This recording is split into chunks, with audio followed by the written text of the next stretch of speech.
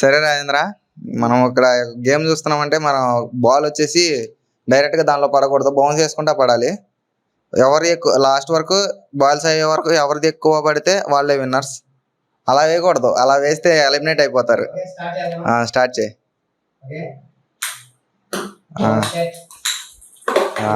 మధు మధు అసలు రసవత్రంగా ఆడుతున్నాడు. ఆహా లేదు, ఆహా. ఏంటి రాజేంద్ర ఆట చూపిస్తా అన్నా, ఏమైంది? 1 4 5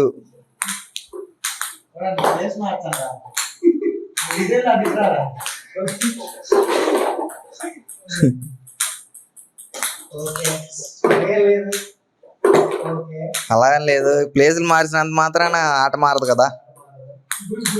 గురి మారదు, అది లాజిక్ తెలిస్తే ఎక్కడైనా ఆడొచ్చు. అది